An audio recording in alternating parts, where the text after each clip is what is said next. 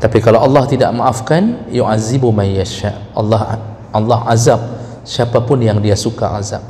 Jadi sebenarnya ini ridha dan kemarahan Allah ni perlu hati-hati.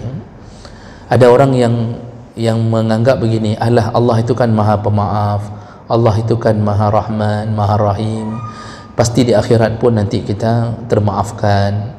Itu lima yasha. Mereka yang enggak wajib Jumaat itu lahum ayusallu ad-dhuhra qabla salatil imam fil jum'ah. Mereka dibolehkan untuk melakukan solat duhur ya, sebelum imam melakukan solat Jumaat. Assalamualaikum warahmatullahi wabarakatuh. Anda rindu mendengarkan kajian-kajian dari ustadz-ustadz kita dari Aceh? Kunjungi channel YouTube Maulizul Akbar NAD. Subscribe, like, share, komen.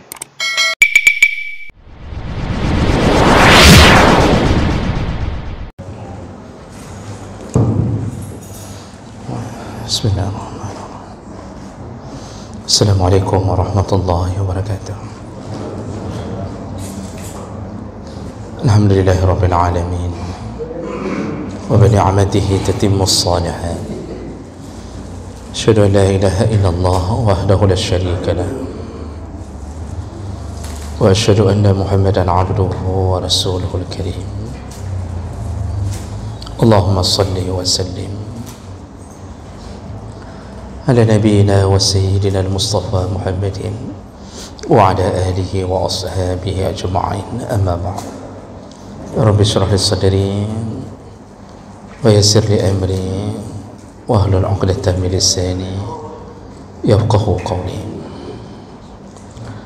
Segala puji bagi Allah, kemudian salawat dan salam kepada Rasulullah, pada keluarga dan seluruh sahabat-sahabatnya.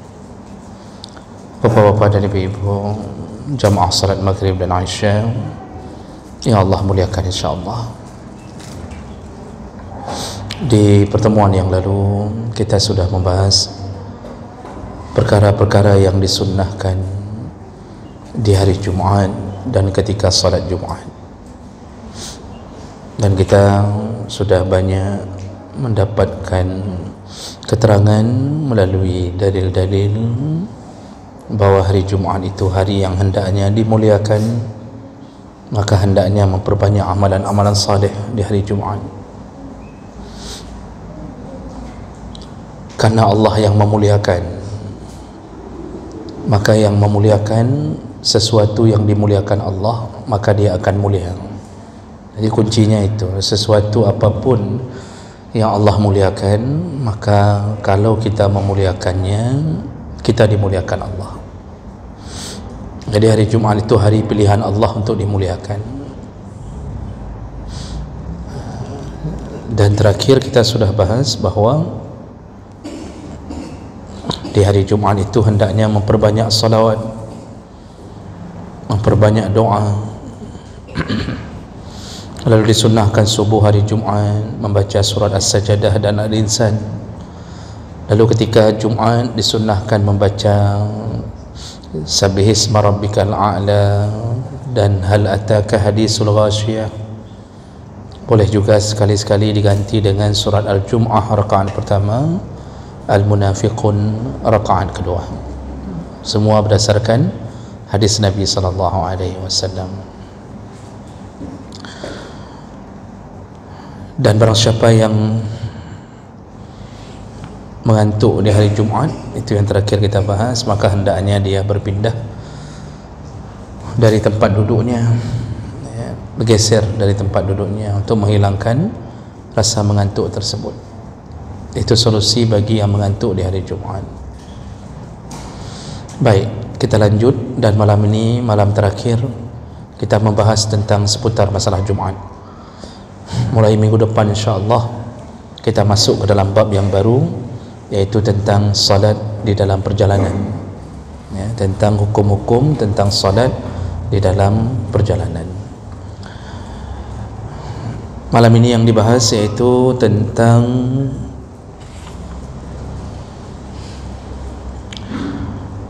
salatul duhri yaumal jum'ah, hukum salat duhur di hari Jumaat. Ini sudah pernah terbahas sedikit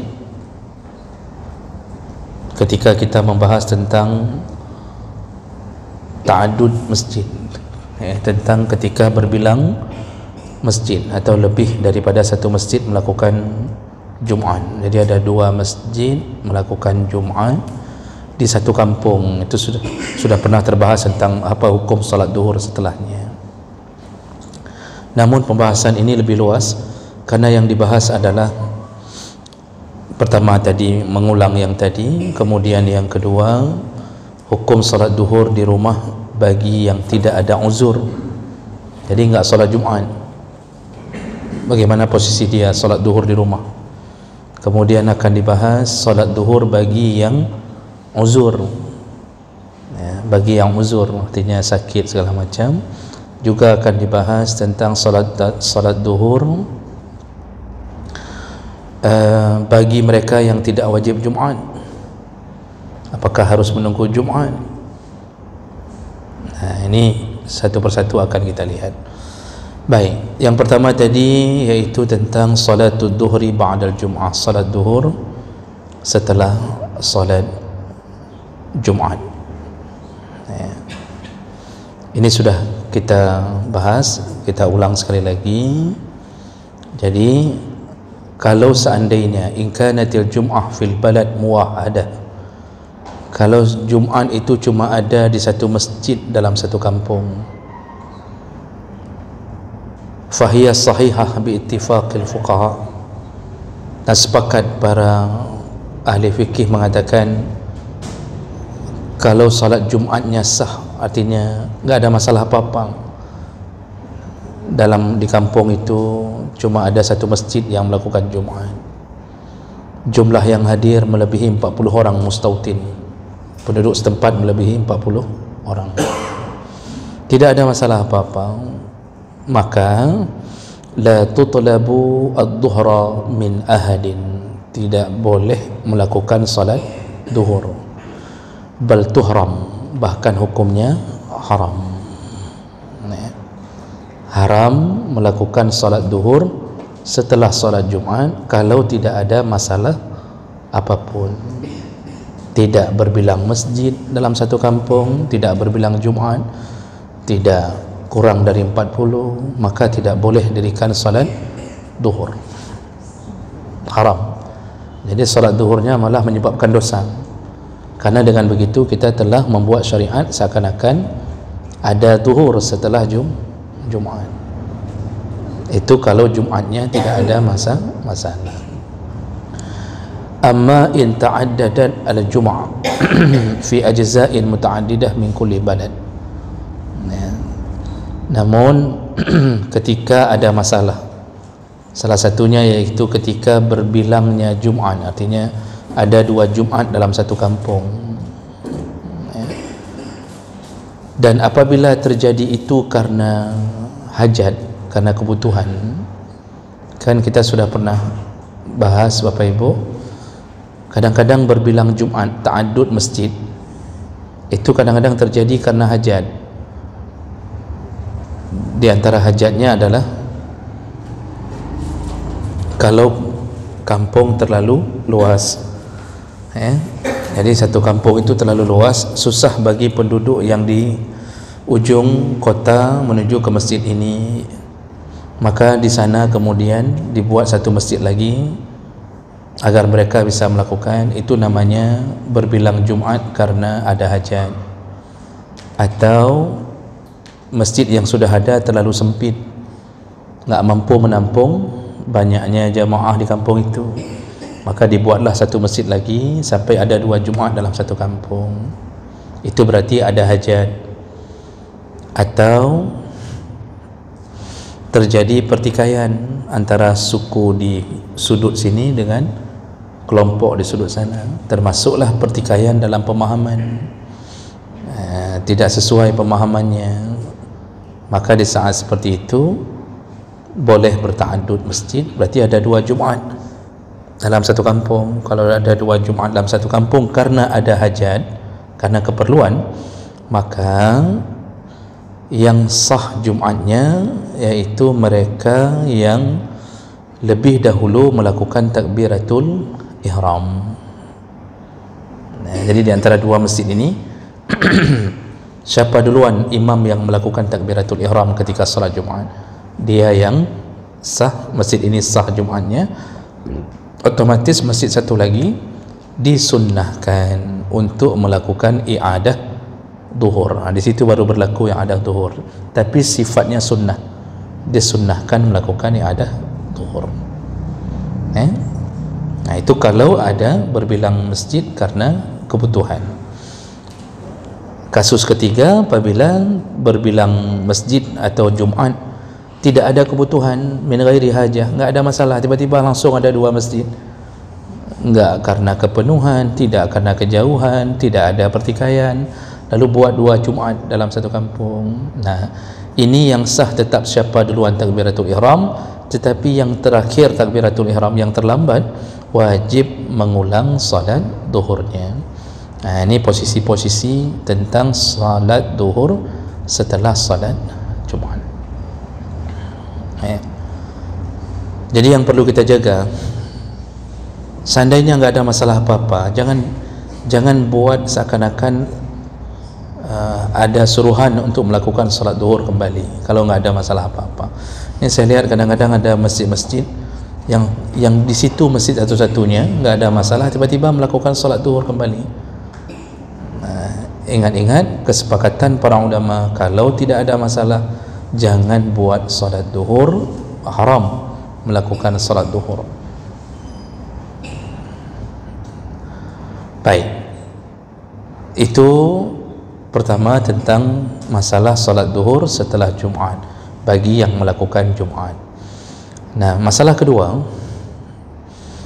salatul duhri fil manzili yaumal jum'ah bighairi uzrin. Apa hukumnya melakukan salat duhur setelah Jumaat? Melakukan salat duhur di rumah fil manzil yaumal jum'ah, di hari Jumaat, bighairi uzrin, enggak ada uzur. Nah, ini orang-orang yang tidak ada uzur, maksudnya tidak sakit, tidak hujan, tidak musafir, tidak ada masalah, tapi dia hanya melawan Allah, enggak salat Jumaat. Apa hukum dia melakukan salat duhur di rumah?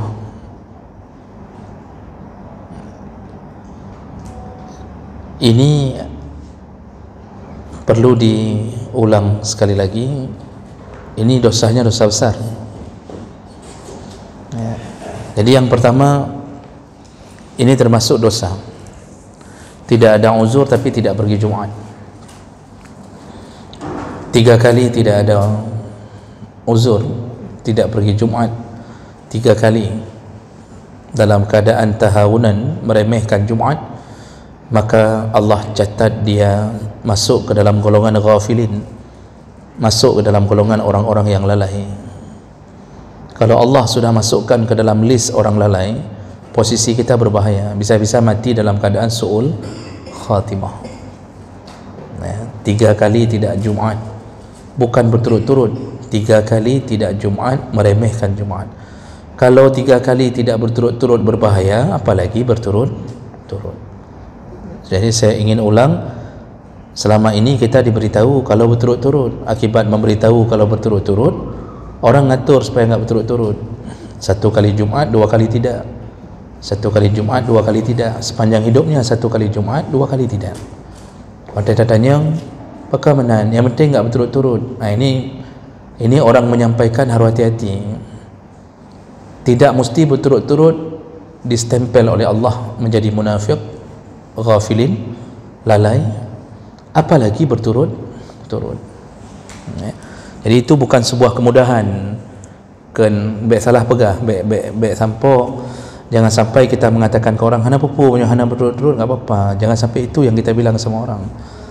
Berturut-turut itu lebih besar dosanya daripada tidak berturut-turut.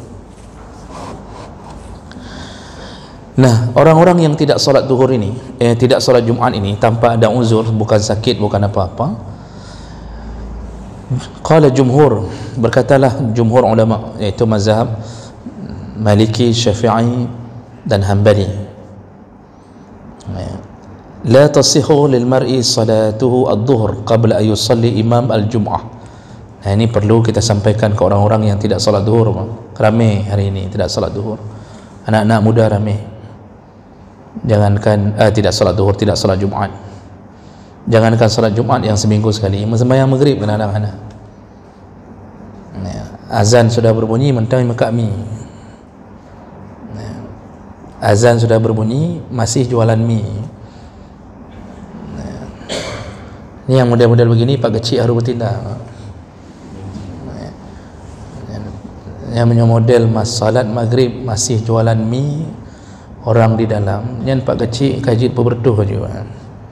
Yang kira-kira perletup tu. Walaupun mi mangat. Jadi jangan sampai mangat dalam neraka. Ini mungkin nanti Tengku Imam tolong ingatkan ke Pak kecil di area kita ni, apalagi yang dekat-dekat musalla, seharusnya menyohana dan sembahyang. Kalau tidak salat, paling kurang menghormati orang salat, menghormati waktu salat. Kalau kita sudah munafik, apa boleh buat? Ya, artinya ya masuklah neraka sendiri, jangan masukkan neraka orang yang makan mie lain. Ya, ini pekerjaan ini berbahaya. Ya, ini pegah tiada Pak kecil harus ambil tindakan. Ya, jadi saya lewat barusan macam bertumpuk dalam kedai. Enggak ada rencana tutup, entah bagaimana cerita jian yang payah pegah ya Pak. Saya mau teriak tapi karena long kan urung ino, mungkin kekuasaannya berbeda. Ya. Baik, kita kembali. Nampaknya menyo kita teruskan ini roku bengih membanting miming yang ya. Jadi menurut jumhur ulama mazhab Maliki, Syafi'i dan Hanbali, itu tidak boleh, la tasihhu lil mar'i, tidak boleh seseorang melakukan salat zuhur qabla ayusalli al-imam al-jum'ah. Tidak boleh dia salat zuhur sebelum imam menyelesaikan salat Jumatnya di masjid. Ini posisi orang yang tidak salat zuhur karena enggak ada masalah apa-apa.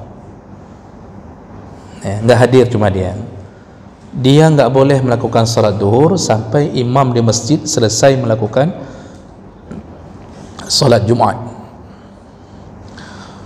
Kenapa begitu? Pertimbangannya, yulzimuhu as-sa'ya ila al-jum'ah in dhanna annahu yudrikuha. Karena bagi dia seharusnya bukan mempersiapkan salat zuhur.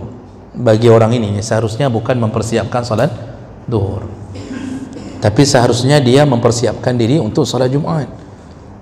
Jadi enggak boleh dia dah sembahyang luhur dari rumah, enggak boleh. Kalau enggak ada masalah, dia harus pergi Jumat. Maka enggak dibolehkan dia salat zuhur sebelum imam selesai salat Jumat di masjid, karena harapan agama dia masih mau berlari menuju ke masjid untuk salat Jumat. Ya. Karena masih dianggap salat Jumat walaupun tidak dengar khutbah, masih dianggap dapat salat Jumat kalau dia datang di rakaat kedua sebelum imam rukuk. Tapi kalau sudah melewati rukuknya imam, dia harus berniat salat zuhur. Jadi langsung 4 rakaat dia salat. Li'annaha al-mafruḍah alaihi, karena salat Jumat itulah yang wajib untuknya di hari Jumat, bukan salat zuhur. Jadi bagi laki-laki di hari Jumat itu yang wajib untuknya salat Jumat, bukan salat zuhur. Salat zuhur itu cuma pengganti bagi yang bermasalah salat Jumatnya atau bermasalah pada dirinya. Okay. Fa in adrakaha ma'ahu sallaha, seharusnya dia berlari menuju ke Jumat untuk melakukan salat. Kalau dia dapat, maka dia dapat Jumat. Wa in fatathu, kalau dia kehilangan Jumat itu, fa alaihi salatut zuhur. Rupanya pas dia datang imam sudah berada di posisi rakaat kedua, mau salam, baru dia sampai, maka dia berniat salat zuhur walaupun mengikuti imam tadi. Dapatkah dia pahala Jumat? Tidak. Dihitungkah Jumatnya? Tidak. Ya, tidak dihitung. Tapi dia sudah dianggap melakukan kewajiban. Itu pun termaafkan bagi yang sekali-sekali keadaannya begitu. Tapi kalau setiap Jumat begitu, tiap Jumat datangnya di rakaat kedua waktu imam sudah mau salam baru datang, itu sudah cukup menunjukkan bahawa dia golongannya golongan munafik, sudah masuk ke golongan munafik. Karena orang munafik itu Pak suka salat di ujung-ujung waktu dia salat tapi dalam keadaan malas. Wa iza qamu ila shalah qamu kusala. Jadi bagaimana dia kalau seandainya dia tidak salat Jumat, dia tunggu di rumah, tidak boleh dia salat duhur, tetapi intadhara hatta yatayaqqan anna al-imam qad shalla. Dia tunggu sampai dia yakin imam sudah selesai salat Jumat, baru dia boleh melakukan summa yusalli ad-dhuhra, baru dia boleh melakukan salat duhur. Namun ma'al isyan, salat duhurnya disertai dengan dosa. Jadi salat duhurnya sah, pengganti salat Jumat yang dia tidak hadir, tetapi berdosa. Ya, maksudnya dia salat duhur tapi dosa tidak Jumat tetap dicatat. Nanti di akhirat dikumpulkan Allah antara dosa dengan pahala. Kalau Allah tidak memaafkan, habislah riwayat kita. Jadi bagi mereka yang tidak salat Jumat, seandainya di akhirat dibangkitkan, maka dihitunglah semua dosa-dosanya meninggalkan perintah Allah. Kalau Allah ingin maafkan, Allah maafkan. Yaghfiru liman yasha. Tapi kalau Allah tidak maafkan, yu'azibu man yasha. Allah azab siapapun yang dia suka azab. Jadi sebenarnya ini ridha dan kemarahan Allah ini perlu hati-hati. Ada orang yang menganggap begini, Allah itu kan maha pemaaf, Allah itu kan maha rahman, maha rahim, pasti di akhirat pun nanti kita termaafkan. Itu lima yasha, perlu diingat, lima yasha itu bagi yang diinginkan oleh Allah. Bagi yang Allah tidak maafkan, habis. Walaupun secuil dosa bisa menyebabkan masuk neraka. Ya. Segudang pahala, satu dosa, kalau Allah ingin mengatakan satu dosa ini penyebab neraka, maka masuk neraka. Kebalikannya, satu pahala, 1000 dosa, kalau Allah mengatakan dengan pahala ini engkau masuk surga, masuk surga. Cuma hati-hati, itu hak Allah, bukan hak kita. Jadi jangan kita yang meraih hak Allah lalu kita memposisikan diri seakan-akan kita orang yang termaafkan di akhirat. Enggak. Allah memberi ridha dengan melihat kita siapa di dunia. Jadi yang taat-taat ini, yang pergi salat maghrib, pergi salat isya berjamaah, ini cara membuat Allah ridha. Kita ini masuk surga bukan karena amal, kita ini masuk surga karena ridha Allah. Amal itu hanya memancing ridha. Jadi hak Allah ya, galak-galak Allah. Seorang pelacur memberi minuman seekor anjing. Dalam hadis riwayat Bukhari, memberi minuman seekor anjing, surga, kata Nabi. Pelacur kasih minum seekor anjing, surga. Dia dapat surga melalui anjing dengan memberi minuman anjing kehausan. Kau bapak kalau masuk surga apa jadi pelacur dulu? Ya tidaklah. Itu kan cerita aneh. Cuma Allah ingin cerita, Nabi ingin cerita, begitulah Allah berkuasa. Galak-galak Allah, kita aja yang punya perusahaan galak-galak tanya. Kita mau keluarkan pegawai satu orang, padahal pegawai itu bagus kerjanya, tapi enggak seret, kita enggak kurang senang dengannya, kita keluar. Orang bilang, pekan dia keluar, kan dia bagus kerjanya begini-begini. Suka-suka saya yang punya perusahaan, saya yang gaji dia. Itu aja kita sudah hak meung kita sudah tinggi sekali, Pak. Apalagi ini lillahi ma fis samawati wa ma fil ard. Nah, makanya hati-hati meninggalkan Jumat karena membuat Allah marah. Ketika Allah marah, Allah tunaikan janji. Nah, ini berdosa bagi mereka yang salat tidak salat Jumat, walaupun dia salat duhur, dosa meninggalkan Jumat tetap tercatat. Jadi salat duhur itu untuk apa? Hanya menggantikan kewajibannya yang dia tinggalkan. Ya.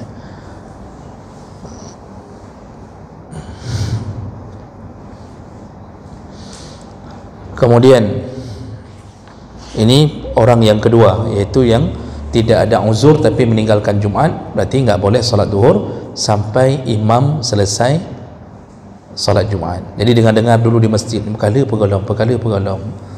Tapi biasanya orang begitu, Pak. Loh nak semayang itu. Itu yang biasanya orang-orang enggak salat Jumaat tu. Zuhur pun enggak salat dia. Biasanya begitu. Baik. Orang ketiga, yaitu salatul duhri jama'atan min ashabil a'zar. Melakukan salat duhur di rumah, tetapi orang yang uzur, uzur dia punya halangan agama, jadi karena sakit, karena cuaca, karena macam-macam, sehingga dia tidak bisa salat Jumaat, lalu dia lakukan salat duhur di rumah. Ini bagaimana hukumnya? Berkata jumhur ulama, wa qala al-jumhur yajuzu liman fatathumul jum'ah li'uzrin aw liman la tajibu alaihi al-jum'ah yusalluha ad-dhuhran fi jama'atin tahsilan li sawabil jama'ah al-mazkur fil hadis. Dibolehkan bagi mereka yang tidak bisa salat Jumaat karena sakit, karena macam-macam, untuk melakukan salat duhur di rumahnya, dan diutamakan dalam keadaan berjamaah. Misal dengan anak lelaki, sama-sama hujan besar sekali, lebat sekali, enggak bisa tembus ke masjid, maka dibolehkan untuk melakukan salat duhur di rumahnya, pengganti Jumaatnya, dan lebih utama dilakukan di rumah.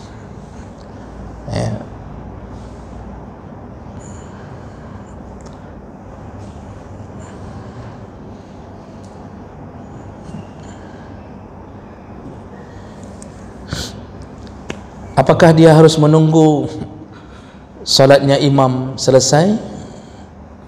Bagi yang ada uzur, tidak wajib menunggu selesai salat Jumaat, karena dia memang bukan bermaksud enggak pergi Jumaat, memang hanya kerja, karena cuaca tadi atau macam-macam, maka dibolehkan melakukan salat duhur di rumah berjamaah untuk mendapatkan pahala seperti pahala Jumaat tanpa harus menunggu imam selesai salat di masjid.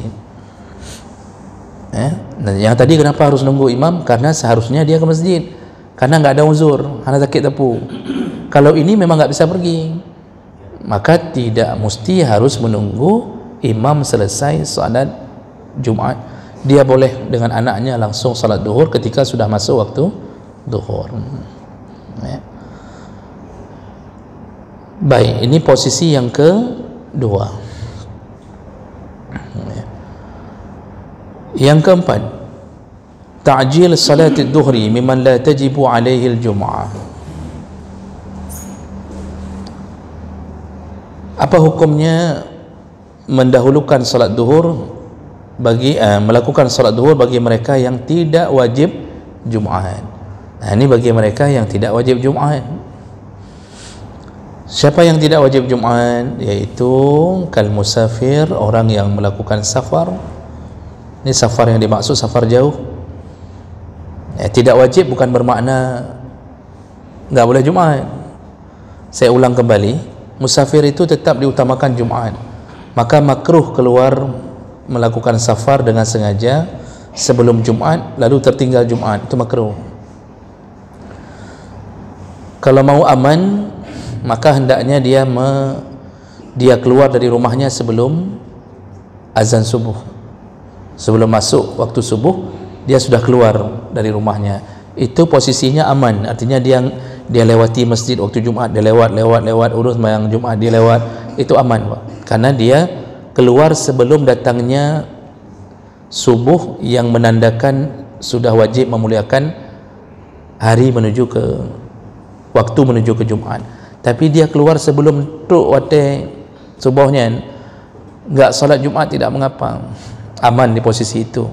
Nanti boleh pilih duhur, qasar atau jamaah, terserah. Tapi yang keluar setelah salat subuh itu tetap diutamakan untuk berhenti di tengah jalan melakukan salat Jumaat. Dan bisa makruhnya makruh tahrim, bahkan ada yang mengatakan haram. Dalam mazhab Syafi'i bahkan haram. sengaja keluar 15 minit lagi mau Jumaat, sengaja safar 15 minit tu kena Jumaat, sudah siap mobil berangkat, padahal 15 minit lagi mau Jumaat, itu perjalanan dia perjalanan haram.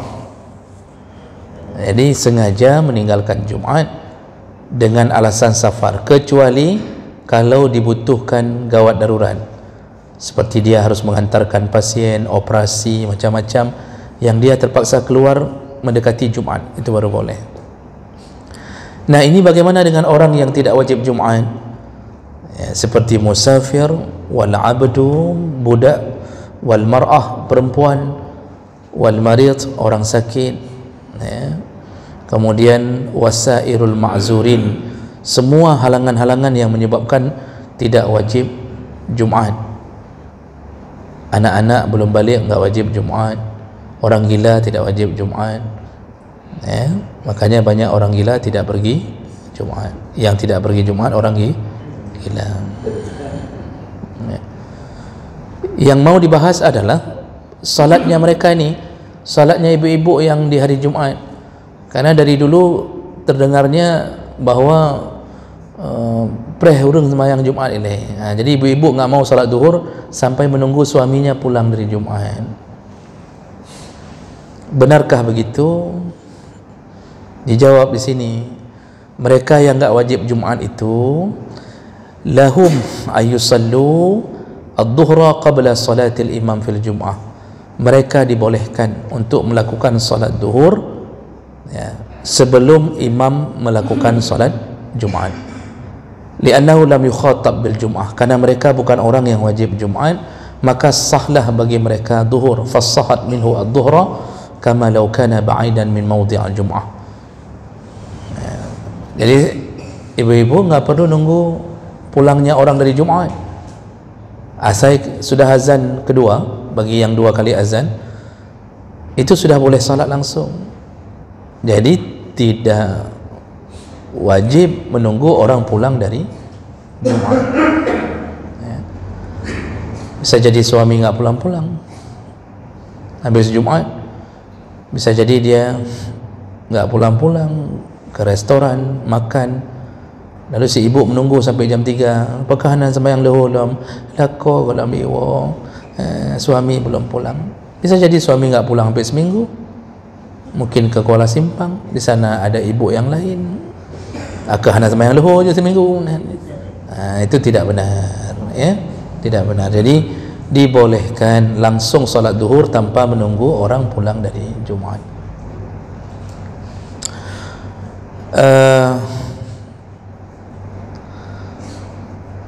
Fa in sallaha, nah lalu ada kasus, bagaimana kalau seandainya sudah salat zuhur duluan, pas masuk waktu zuhur dia salat zuhur, lalu dia berubah pikiran, ni orang yang enggak wajib Jumaat ni, misal seorang musafir, dia sudah salat zuhur duluan, lalu berubah pikiran, lalu dia ingin melakukan salat Jumaat, summa sa'a ila Jumaat, lalu dia segera menuju ke Jumaat, lam tubtil duhrahu indal jumhur, maka duhurnya tidak batal.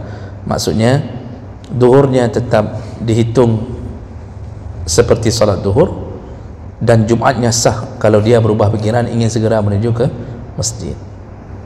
Jadi bukan dengan pergi Jumat dianggap hangus duhurnya, tidak, karena mereka pada sebenarnya bukan wajib Jumat. Perempuan-perempuan enggak wajib Jumat, tapi kalau mereka pergi Jumat gugur duhurnya, gugur, artinya enggak perlu salat duhur lagi bagi perempuan yang pergi Jumat. Namun tidak disunnahkan pergi Jumat bagi perempuan, apalagi memancing perhatian laki-laki, ya, nanti menimbulkan fitnah. Baik, terakhir yaitu tentang salatul duhri bisababi ikhtilal syartin min syara'itil jum'ah, yaitu salat duhur disebabkan karena kehilangan syarat-syarat sah Jumaat. Jadi kalau seseorang tidak cukup syarat untuk melakukan Jumaat, ka'anna qasa adadul musallin minal matlub, seperti dia pergi Jumaat, rupanya masjid itu hari itu enggak cukup 40 orang. Ini bukan berbilang masjid, Kalau tadi yang pertama kita bicarakan gara-gara ada 2 Jumaat dalam satu kampung Nyohan, kita masjid satu. Setelah waktu kita pergi, ternyata di situ tidak cukup bilangan 40 orang. Hansip orang cuma 39 orang. Terotek hansip. Sampai kita suruh hitung, enggak berhitung hansip. Sebab Syafi'i dan Hambali mengambil hadis dari Sa'ad bin Zararah, salatnya Nabi itu 40 orang di Madinah waktu pertama salat. Kalau Imam Malik masih ingat Bapak? Jadi kalau Hambali dengan Syafi'i mensyaratkan 40 berdasarkan beberapa hadis, termasuk salat pertama di Madinah 40 orang. Kalau Imam Malik 12 orang. Kalau Imam Hanafi 4 orang, 3 makmum, 1 imam sudah sah Jumaat. Malik 12 orang, karena dulu waktu Nabi khutbah, Nabi sedang khutbah, tiba-tiba datang rombongan pedagang dari Syam yang sedang solat, langsung meninggalkan Nabi sedang khutbah. Wa tarakuka qa'imah, engkau ditinggalkan dalam keadaan berdiri wahai Muhammad. Yang tinggal di masjid cuma 12 orang, yang lain semua keluar menyambut pedagang dari Syam. Jadi kalau kita pikir jahil kita hari ini, ada yang jahil-jahil juga di masa Nabi. Ditinggalkannya Nabi sedang khutbah Jumaat, keluar semuanya untuk menyambut perdagangan. Tertinggallah 12 orang sahabat-sahabat terbaiknya. Tapi Nabi enggak membatalkan Jumaat. Nabi lanjutkan Jumaat, menunjukkan sah Jumaat dengan 12 orang. Ini diambil oleh Imam Malik, 12 hari kaji teman Jumaat.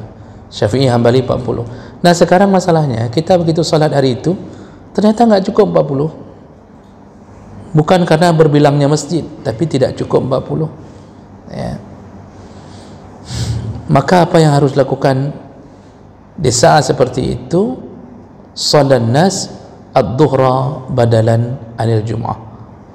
Jadi begitu sampai lihat kanan kiri, nyo hansip peluhnya ya. Misal entah ke mana orang, entah tsunami semuanya atau bagaimana, tak cukup 40. Apa yang harus dilakukan? Yaitu orang-orang hendaknya melakukan salat duhur sebagai pengganti Jumaat. Jadi enggak perlu hari itu, enggak perlu melakukan Jumaat, karena Jumaat enggak sah tanpa ketentuan itu. Itu bagi mereka yang tentu memegang ketentuan masing-masing berdasarkan keyakinan terhadap mazhabnya masing-masing. Jadi enggak perlu salat Jumaat, langsung lakukan salat duhur berjamaah pengganti Jumaat yang memang enggak mungkin sah. Kalau kita melakukan pun enggak mungkin sah. Nah, itu contoh kalau duhur dilakukan bagi mereka yang berada di dalam keadaan tidak cukup syarat sah Jumaat. Demikian kita tutup dengan kafarah majlis. Subhanakallahumma bihamdik, asyhadu an la ilaha illa anta, astaghfiruka wa atubu ilaih. Wassalamualaikum warahmatullahi wabarakatuh.